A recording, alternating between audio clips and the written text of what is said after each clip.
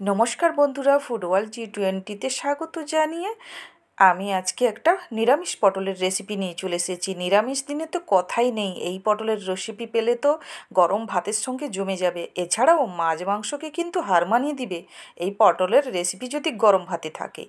এখানে আমি নিয়ে নিয়েছি পটল, আর এই যে কয়েকটা পটল নিয়ে আমি এবার ছুরি দিয়ে আমি গাটা এইভাবে কেটে নিচ্ছি। আগে থেকে আমি পটলগুলোকে আমি ধুয়ে রেখেছিলাম।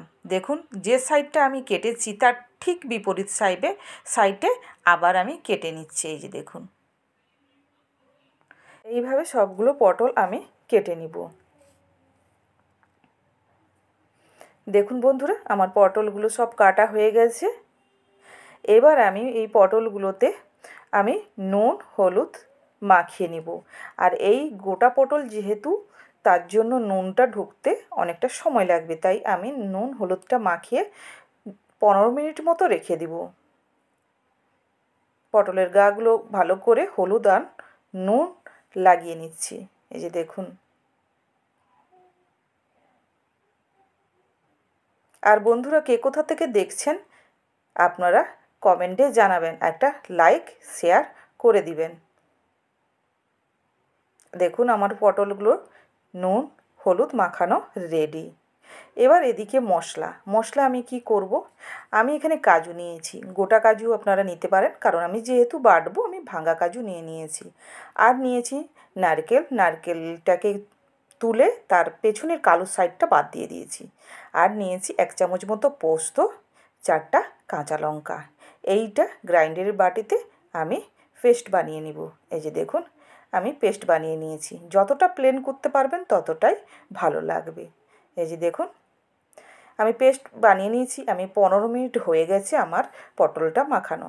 এবার আমি কড়াইতে একটু বেশি তেল দিয়েছি। পটলটাকে আমি কম তেলে ভাজবো না, বেশি তেলে আমি ভেজে নিব। লাল লাল করেও ভাজবো না, জাস্ট একটু ভেজে নিব। তার জন্য আমি বেশি তেল নিয়েছি। তবে তেলটা বন্ধুরা থেকে যাবে, তেলটা কিন্তু পটলে এতটা টানবে না। সবগুলো পটল আমি তুলে দিয়েছি একবারে, দিয়ে খুন্তি দিয়ে উলটপালট করে ভেজে নিচ্ছি। যে সাইডটা ভাজা হয়েছে সে সাইডটা আবার উল্টে দিচ্ছি। এই যে দেখুন বন্ধুরা,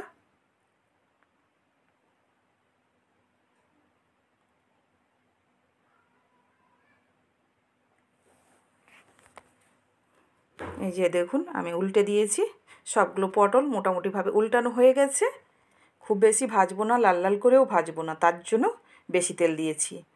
ভাজার পরে দেখবেন বন্ধুরা কতটা পরিমাণ তেল থেকে গেছে। এই যে দেখুন, ভাজা কিন্তু আমার হয়ে গেছে।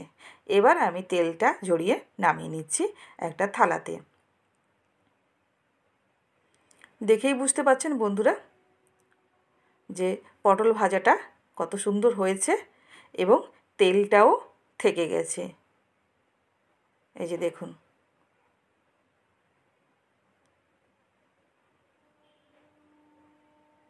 এবার দেখুন বন্ধুরা, পটলগুলো খুব সুন্দর করে ভাজা হয়ে গেছে। আর আমি আবার কড়াইটাকে ধুয়ে তেল নিয়ে নিয়েছি। তেলটা অনেকটা পরিমাণ ছিল, তার জন্য তেলটা কমিয়ে দিয়েছি। এবার দিয়ে দিলাম দারুচিনি আর 3টে এলাচ একটু থেতো করে নিয়েছি। এর উপরে দিয়ে দিচ্ছি 2টো কাঁচা লঙ্কা চেরা। আপনারা ঝাল যদি বেশি খেতে ভালোবাসেন তাহলে আরেকটু কাঁচা লঙ্কা দেবেন। এবার লঙ্কা আর এলাচ দারুচিনি ভাজা পর্যন্ত ওয়েট করব। ভাজা হয়ে গেছে। এবার তেলের উপরে দিয়ে দিচ্ছি আধা চামচেরও কম হলুদ গুঁড়ো, আর লঙ্কার গুঁড়োটা আধা চামচ দিচ্ছি। এই যে দেখুন, এটা হলুদ আর লঙ্কার গুঁড়োটা আমি তেলের উপরে দিয়ে কষিয়ে নিচ্ছি। দেখুন, কষানো হয়ে গেছে। এবার যে মশলাটা আমি বানিয়ে রেখেছিলাম ওইটা দিয়ে দেব। আমি অবশ্য এই যে লঙ্কার গুঁড়োটা দিলাম, এটা হচ্ছে কাশ্মীরি লঙ্কার গুঁড়ো, তার জন্য আপনারা দেখতে পাচ্ছেন কালার হয়েছে। মশলাটা দিয়ে এবার ভালো করে নাড়তে থাকবো। এই যে দেখুন,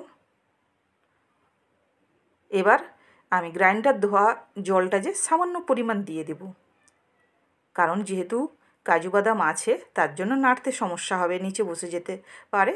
তার জন্য একটু জল দিয়ে আবার মশলাটাকে কষবেন, খুব ভালো হবে। এই যে দেখুন, মশলাটা কিন্তু একবারে গ্রেভি টাইপ হয়ে গেছে, দেখেই বুঝতে পারছেন বন্ধুরা। এই অবস্থায় আমি দিয়ে দিব সামান্য পরিমাণ লবণ আর চিনি। আপনারা যদি কম মিষ্টিটা পছন্দ করেন তাহলে কম দেবেন। আমি দুবার চিনিটা দিলাম, তবে 1 চামচই চিনি দিয়েছি। আর এই পটলের তরকারিটা হালকা একটু মিষ্টি মিষ্টি ভাব থাকবে, ভালো লাগবে। এবার আমি গ্রাইন্ডারে বাটি ধোয়া পুরো জলটাই দিয়ে দিলাম। দেখুন মশলাটা জলটা দিয়ে এবার ভালো করে মশলাটাকে পাক করে নেব। এই যে দেখুন পাক হয়ে গেছে মশলাটা। এবার দিয়ে দিচ্ছি ভেজে রাখা পটলগুলো। পটলগুলো তুলে করে 2 থেকে 3 মিনিট খুব আস্তে আস্তে করে পটল আর মশলার সঙ্গে কষিয়ে নিতে হবে। দেখুন কষানো কিন্তু হয়ে গেছে, দেখুন তেল উপরে চলে এসছে, মানে বুঝতেই পারছেন কষানো হয়ে গেছে।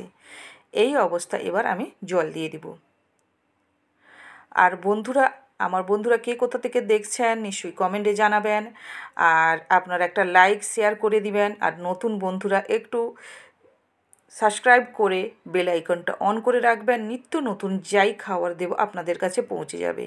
আর বন্ধুরা ভালো লাগলে পাশে থাকবেন, অবশ্যই পাশে থাকবেন। অনেক কষ্ট করে একটা ভিডিও বানাই, আপনারা পাশে থাকবেন, উৎসাহ জাগাবেন। এবার আমি ঢাকা লাগিয়ে দিচ্ছি। ঢাকা লাগিয়ে দিলাম। আমি 3 থেকে 4 মিনিট একবারে সিমে করে ঢাকাটা লাগিয়ে দিয়েছিলাম। দিয়ে এই যে দেখুন একটু হিটটা বাড়িয়ে দিয়ে আবার ঢাকাটা খুলেছি। তারপরে দিয়ে দিয়েছি 3টে গোটা কাঁচা লঙ্কা। কারণ খুব বেশি জলটা মেরে দিলে হচ্ছে একবারে ঘন হয়ে যাবে তখন। আর এই অবস্থা, এটা একটু সবাই গ্রেভিটাই চাইবে, তাই আমি বন্ধ করে দিয়েছি। আর যত ঠান্ডা হবে তত কিন্তু গ্রেভিটা আরও ঘন হয়ে যাবে। এই যে দেখুন